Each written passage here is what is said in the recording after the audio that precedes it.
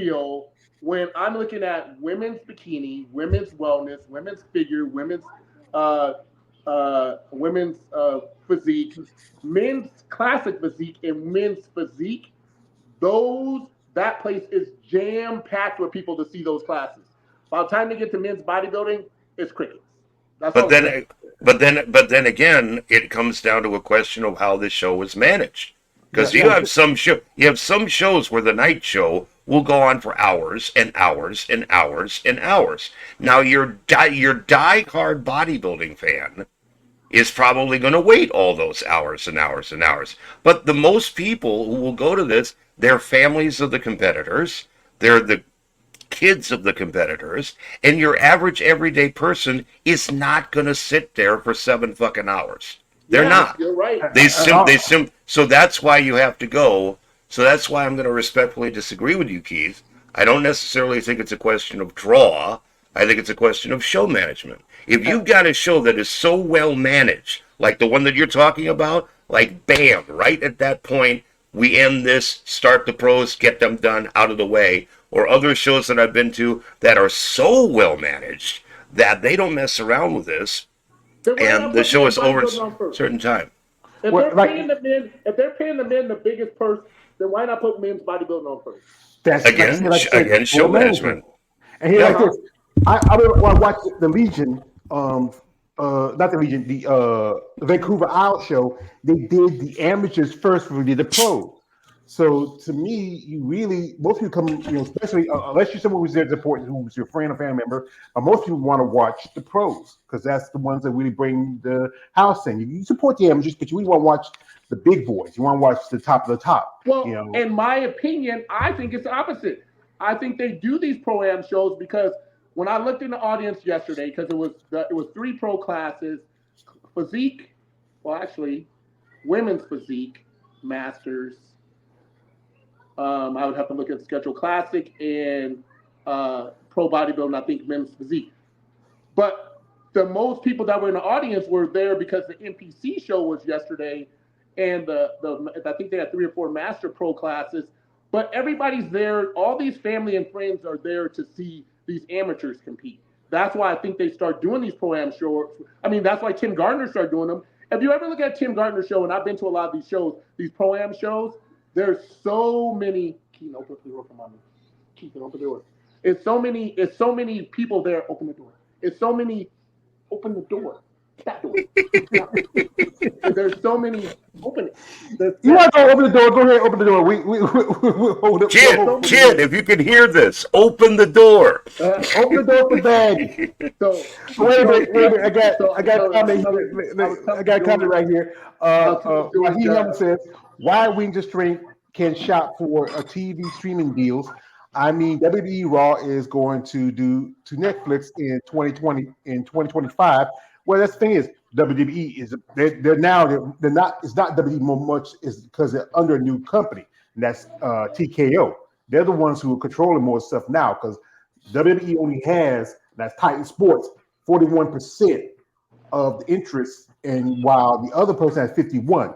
And the reason why they go to Netflix because they want, I don't know why. I don't really watch streaming services. I watch more antenna stuff while I'm on here online. Also, this is from my man Warrior says, how much is the Olympia live stream? Does anyone know? Well, I found out. I think it's a lot. Yeah. Well, and here's the problem with this live stream thing that I found out from these guys who ran it here. Like if you had if you had a camera, if you were videotaping your living, these guys were they were taking your SIM cards, they were snatching your phones out of your hand, and they were saying, if you know anybody that is doing something like on YouTube, like doing some kind of stream, because I don't understand any of it, to let them know. Because I remember the first year Jake put on the Olympia in Orlando, I remember us getting on the elevator, and we had this conversation. He was so fucking furious because he paid so much money for the streaming, but what people were doing, where they were streaming and then they were taking it and putting it on YouTube, and he was losing a shit ton of money. Right, exactly. That's one thing I've been ranting and railing against on this show is when people do this shit, and because it takes a lot of money to put one of these shows on, let alone getting the streaming rights for it. And then you got guys who will go out and they'll broadcast this shit for free. But some of them are saying, oh, we're doing this for the women. No, you're not. You're doing it for yourself because you're cheap as hell. That's why you're doing it. Don't give me this crap that it's all for the women. It isn't. It's because you want this stuff and you want it for free. Well, I don't ever stream. Like sometimes I would take and maybe show pieces of the show, like like if somebody's doing a competition, and I might post it because not everybody watched it because it's part of my content. It's like after the show, maybe like not the day of the show. It's like maybe a day show after. I might like. But see, even if you do that, I mean, I don't know if there's necessarily a statute of limitations on it. If they don't want you to stream it, they don't want you to stream it, period. It doesn't matter whether it's 2 days, 5 days, 10 days after the show. They still don't want to do it. Well, I mean, you see that thing on the NFL. Like, the NFL says the same damn thing. Like, if we catch you copying. Right, exactly. They'll come after you. And I remember the conversation with Jake. Me and Jake would get on the elevator in Orlando.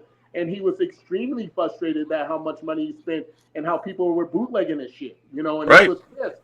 And I get it, and like that's why like they, at the Titan show because they didn't live, it wasn't a live stream, so like Kansas was able to Facebook Live so people can see your mom, people were able to take pictures. That's different.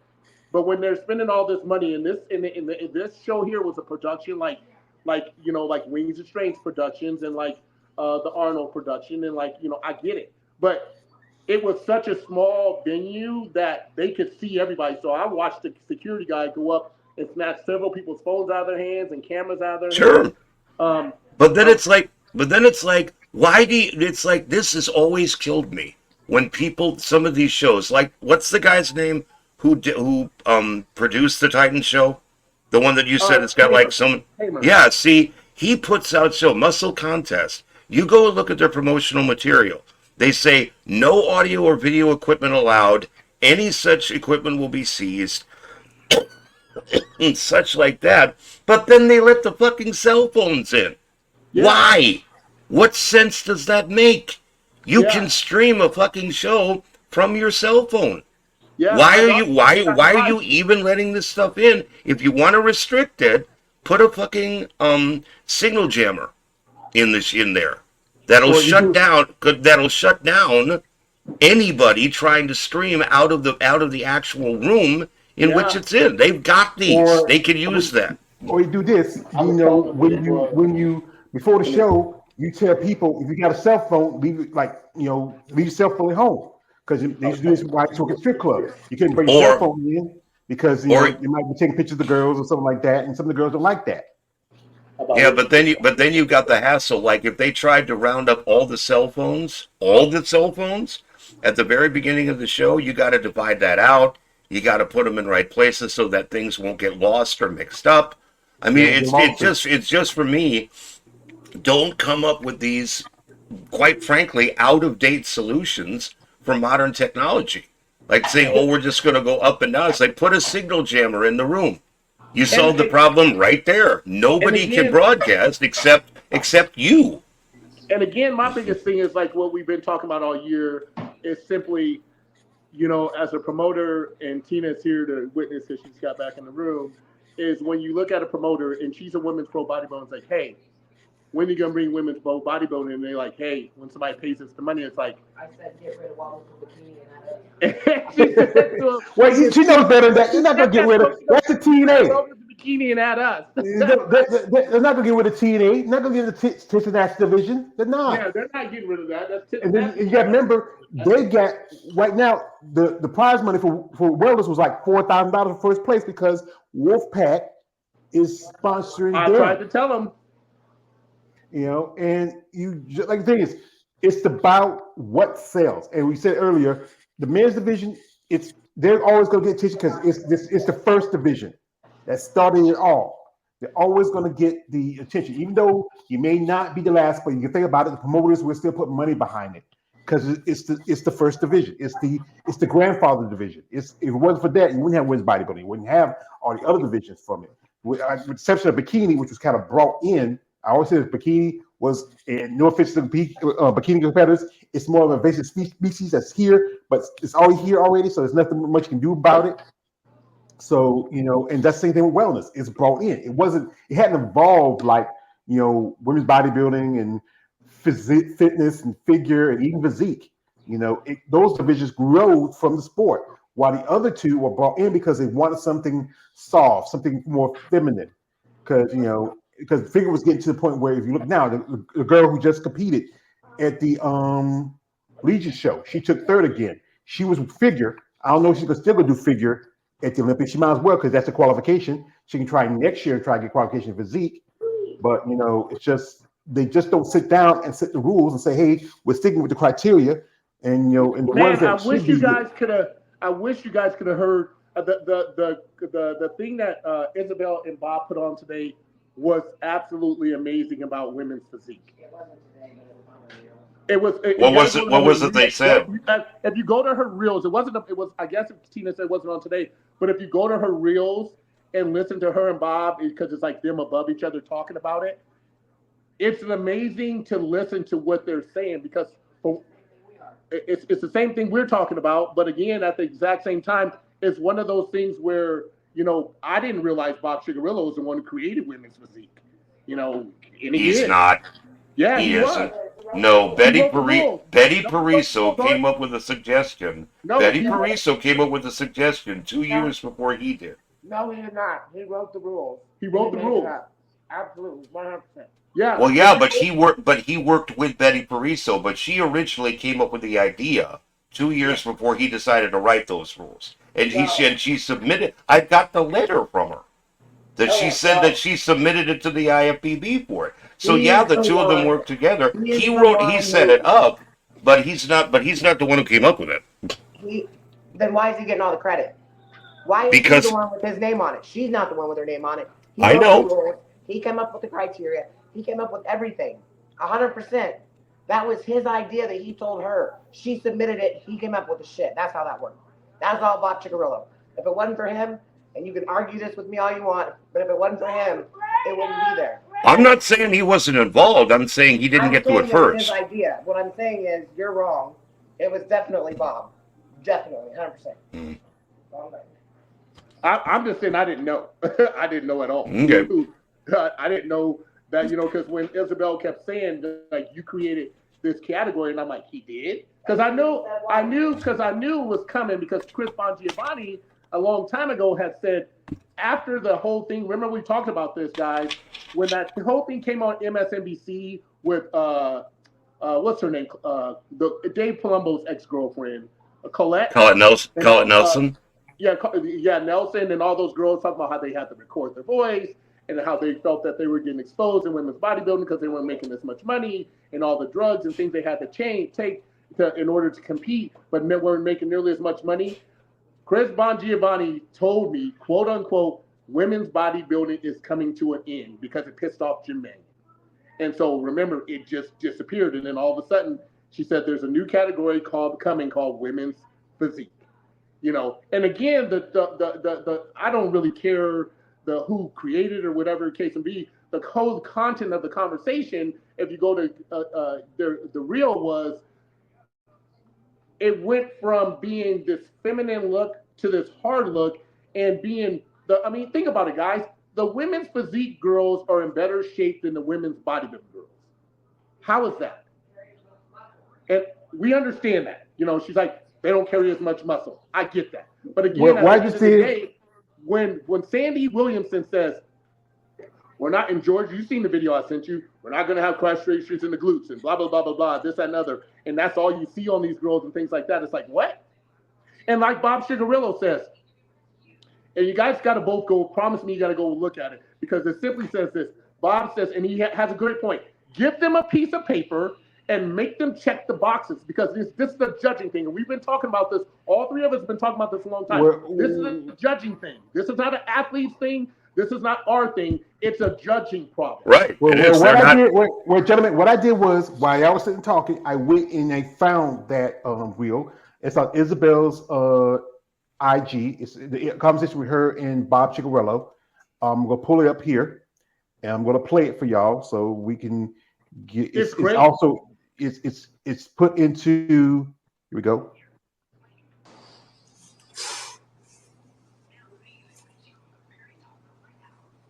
How long is it?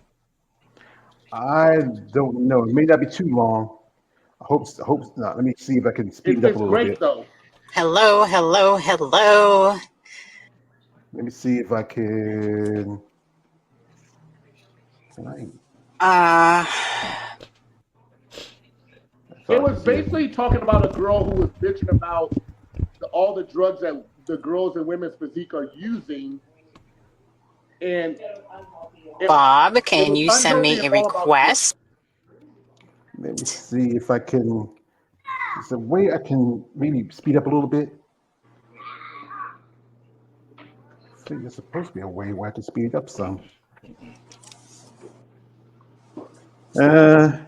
It might be a little long because I'm trying to find a way Yeah, to. it's I don't know. long, so it's not Yeah, Oh, it's here we not go. that you guys Okay, both just gotta go back and look gotcha. at and listen to because it's very that'd be a insightful. good idea. Yeah, go back and listen to it. But here's the subject, as I was saying earlier. This is the subject I was talking about. How next year, as I was saying, we're having hopefully more new competitors coming up. And I was looking at some people. Like one example is, this is where I think really where you said to talk about how the division started to churn. This is Coley Amandi. Now, she was originally she earned a pro card as figure, and she's supposed to do some shows this year, but she has some issues, and then she changed coaches. And this is now, I think, if you look at it, this is the standard for physique. If you look at it, because she's still young, I think she's not even 30 yet, and her condition and her shape is just, you wouldn't think she was physique. If you look at it, she looks like she could be bodybuilding. And like I said, I she's mean, not. and again, when we're talking about this, they, again, the conversation was built off of Dana Lynn Bailey and Julia. Bitch, I did it for the Maltese. Feel like. And here's the thing, that is a bodybuilder. That is not a women's physique competitor. Sorry, that is a women's bodybuilder. Look at her quads. That is not she's supposed to be women's physique. Yes. No, that is not women's physique, George. That is She's got lats. She's got lats for days. Yeah. She says she's It's like you're not supposed to have lats in physique. Women's physique girl to you. Now, show me the picture, bro. Bring up the picture that you just had up. Which one? This one here? No, the girl who you just had posing. No, not that one. The other one. That's the same one. You mean the same girl? You mean Coley? This girl right there. That's her. That's women's bodybuilding.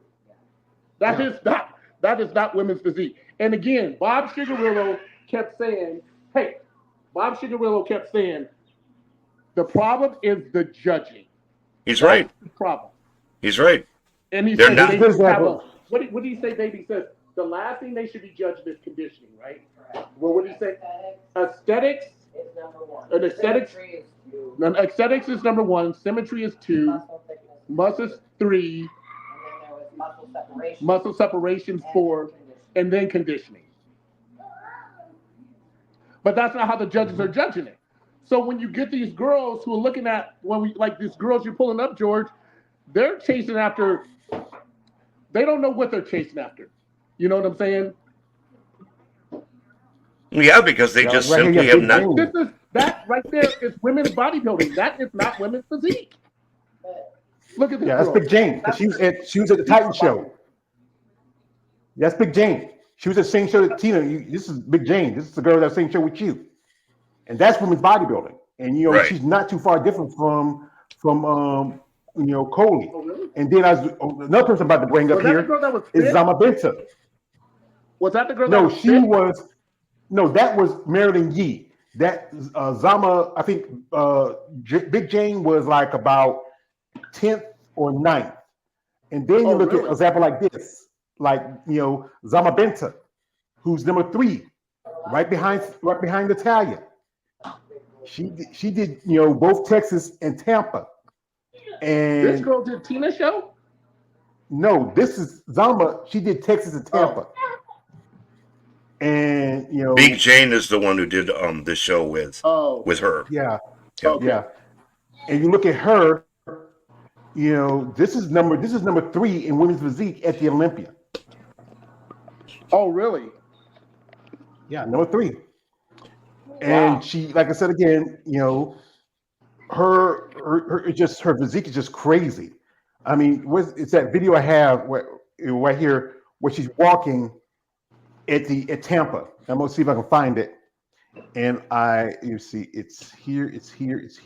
Her shoulders, her delts are just. She even take a minute when she competed in bodybuilding for half a minute. This is from when she was at Texas, the Texas Pro just about a month or so ago. And you look at her, this is where the level where it has changed, where she has the size, she has conditioning. She could stand with someone like Ashley Jones, or even Angela Yo. Yeah. Yeah. They've been guilty of this now for 24 years. Is they just simply are not sticking with the criteria that they're actually writing. I mean, this has been going on. This is going on for 2.5 decades now. They're not following through with what they say they want versus what they're rewarding. They're just not. And that's you're absolutely right. If you listen to what Bob said, he goes, these judges should have a box, a piece of paper in front of them, and they should be checking off. So when an athlete comes up to you, instead of just giving them some fucking kind of answer, you got a box that you checked off, like, well, your aesthetics weren't there, but you had good symmetry. Your this wasn't there. You can check off the box of each athlete, and then the athlete knows what they need to work on. But that's not what they do. I mean, like Christina Mendoza just posted, the perfect score. Well, no offense to all Christina Mendoza. Not Christina Mendoza. Heather Hunter. She got a perfect score, but if you look at these scorecards, they're a fucking joke. At the end of the day, they are, because you can't tell me that every judge. Because my wife sat there and watched 2 judges argue in front of her as she was on stage about what they liked and don't like. And that was the promoter, who was actually judging the show, and another judge who was judging the show. And she's sitting there looking like, are these guys really arguing right now? And they were, because they couldn't get on the same page. And so that's the problem. If you give these judges a sheet of paper and says, these are the things you got to mark off for every athlete, because I'm a judge, that would be great to have that. Instead of I get a blank piece of paper and I get to write number 17, number 5, number blah, blah, blah, who I think my top 5 are. Then I'm writing notes on, who I think the second call out is. It's very time consuming, and it's very confusing, because especially when you get to bikini and like figure and like wellness, because there's so many girls, I'm like, they all start running together. You know what I'm saying? But if you have these boxes for every athlete that you have to judge, it becomes easier for you, because you could like, okay, well, you didn't have this, but you had this. You didn't have this, but you had that. It becomes easier, but that's not what these judges do. They're just sitting there judging and just writing shit down and, writing numbers down. And if you ever looked at a scorecard, you'd be like, what? No judge out of what? Because even Bob Cigarillo said it best. He says, there's not one judge on the panel. If you have 5 judges who are all going to agree about the same damn thing, they're not. They're not all going to agree about the same thing and what they look like. And the prime example was the Titan show.